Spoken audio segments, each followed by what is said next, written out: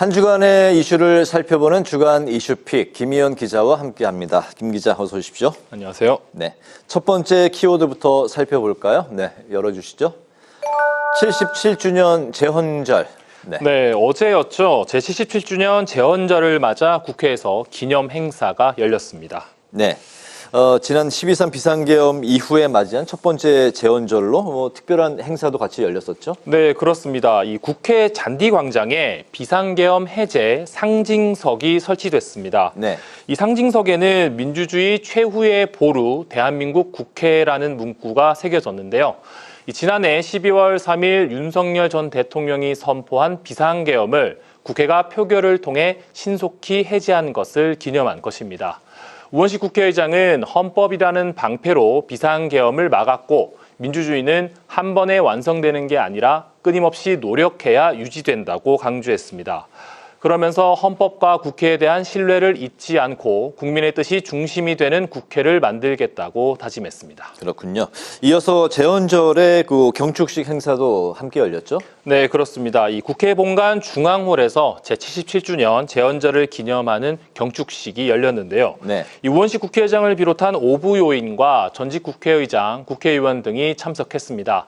이 경축사에 나선 우원식 국회의장은 헌법은 위기의 순간에 민주주의를 지키는 가장 강력한 무기였다며 헌법의 중요성을 거듭 강조했습니다.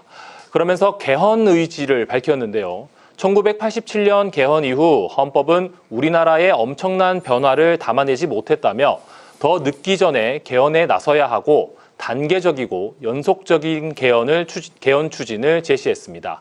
우 의장의 발언 직접 들어보시죠. 네.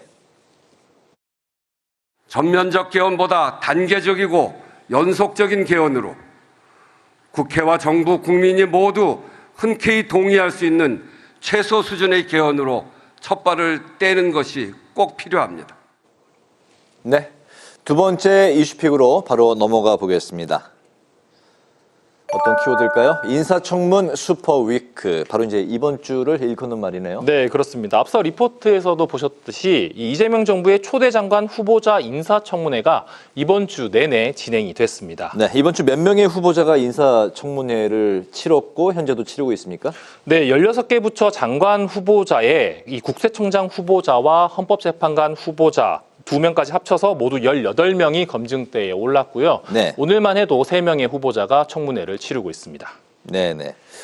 그렇군요. 더불어민주당은 이 이재명 정부가 이 인수위도 없이 바로 출범하면서 신속한 국정 안정을 위해 장관 인선을 서둘러야 하고 후보자 모두 특별한 문제는 없다고 평가했습니다. 네.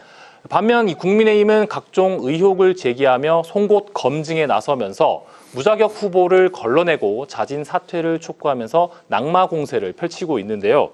특히 이재명 정부의 인사검증 시스템의 개선을 요구하면서 대통령 면담을 요청하기도 했습니다. 네, 이번 주 인사청문회 치른 18명의 후보자 가운데 여야 합의로 청문 경과 보고서 채택을 받은 후보자도 나왔죠? 네, 그렇습니다. 지난 14일에 인사청문회를 거친 배경훈 과학기술정보통신부 장관 후보자가 가장 먼저 여야 합의로 인사청문 경과 보고서가 채택이 됐습니다. 네. 이어 이 대통령이 이 배 후보자에 대한 임명안을 제가하면서 이재명 정부에서 지명된 장관 후보자 중 첫 번째 장관이 됐습니다.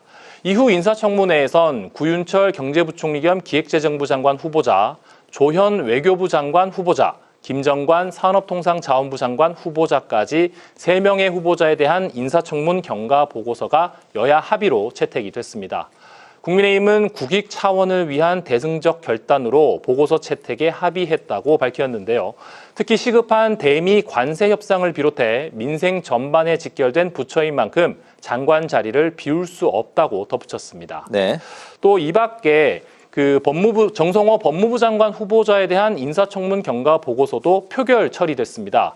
당초 여야는 합의 처리하기로 잠정 합의했다가 오늘 특검의 압수수색을 받으면서 국민의힘이 오는 21일로 보고서 채택을 미루자고 제안했지만 민주당은 기존 합의를 지켜야 한다며 표결 처리를 강행했습니다. 그렇군요.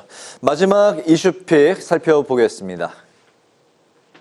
네, 보고서 채택 공방. 방금 뭐 이야기한 것과도 뭐 연결 지점이 있네요. 네, 그렇습니다. 이것도 이제 인사청문회와 관련이 있는데요. 네. 이번 주 인사청문회를 치른 18명의 후보자 중 청문 보고서가 채택된 후보자는 불과 4명밖에 없는데요. 네. 이 여야가 나머지 후보자들의 청문 보고서 채택 여부를 두고 공방을 벌였습니다. 네, 그 여야 간의 이견이 큰 후보자들부터 좀 살펴볼까요?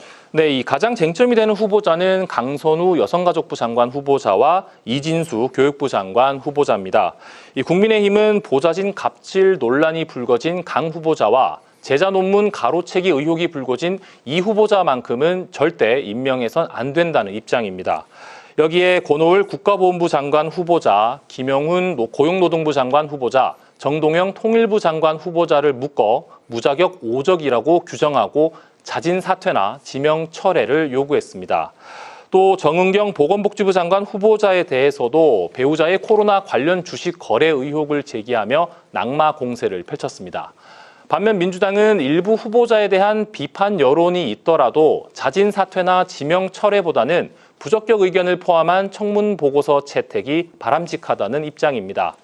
한편 이 여야 합의 결렬로 청문 보고서 채택이 이루어지지 않을 경우에는 이재명 대통령이 국회에 청문 보고서 재송부를 요청할 수 있습니다.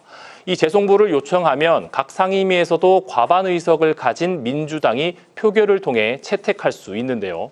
국민의힘 의원이 위원장인 상임위의 경우에는 회의를 열지 않을 가능성도 있습니다. 그렇게 되면 이재명 대통령이 요청한 재송부 기한을 넘기게 될 텐데 이때는 대통령이 국회에 청문 보고서 채택 없이도 장관 후보자를 임명할 수 있습니다. 특히 이 청문 보고서 채택과 관련해서 오늘 오후 4시에 여야 원내대표가 회동을 가졌었는데요. 네. 1시간 반 만에 회동은 끝이 났고 민주당은 모든 후보자가 낙마 없이 가야 한다고 밝힌 반면 국민의힘은 이 청문회 결과에 따라서 후보자의 거취를 결정해야 한다고 서로의 입장차만 재확인했습니다.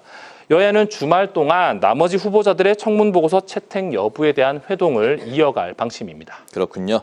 이번 주 주간 이슈픽 제77주년 재헌절 기념 행사 그리고 이번 주 내내 진행이 됐던 인사청문회 이슈까지 김희연 기자와 함께했습니다.